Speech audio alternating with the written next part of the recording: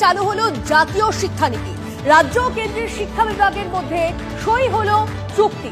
Details জানবো আমাদের প্রতিনিধি সুমন মহাপাত্র আমাদের সঙ্গে রয়েছে। সুমন, এই চুক্তির ফলস্বরূপ বাংলা শিক্ষাক্ষেত্রে ঠিক কোন কোন ডেভেলপমেন্ট আসতে চলেছে?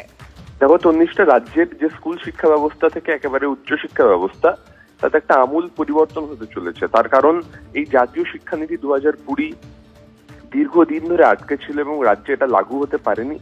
বরং তার পরিবর্তে পূর্বতন সরকার বিকল্প রাজ্য শিক্ষানীতি লাগু করেছিল।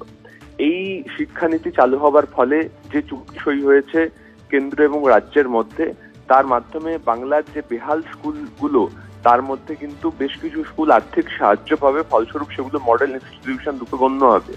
পাশাপাশি পিএমশ্রী বিদ্যালয় এটা তৈরি হচ্ছে। যেভাবে তোমাকে আমি বললাম, ফান্ডিং আসবে এবং জাতীয় শিক্ষানীতির অর্থ হচ্ছে কেন্দ্রের যে শিক্ষা ব্যবস্থা, সেই শিক্ষা ব্যবস্থা ইনকর্পোরেট হবে রাজ্যের ক্ষেত্রে।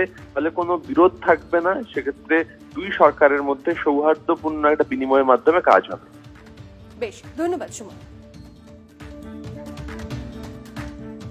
একদিকে যেমন পিএমসি স্কুল চালু হচ্ছে এখানে, যার ফলে প্রচুর স্কুলগুলো, রাজ্য সরকারি স্কুল, তারা বিশেষ আর্থিক সহযোগিতা পাবে যাতে স্কুলগুলোকে আরও ভালো করা যায়।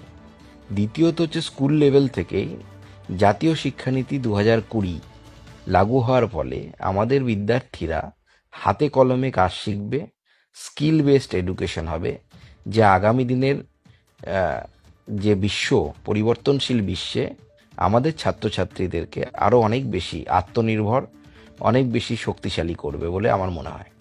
এবং এর ফলে আমাদের যে যুব সমাজকে আমরা তৈরি করছি, হিউম্যান রিসোর্স যাদেরকে আমরা তৈরি করছি স্কুলগুলোতে, তারা আগামী দিনে আরও বেশি জব মার্কেটের জন্য উপযুক্ত হয়ে তৈরি হবে।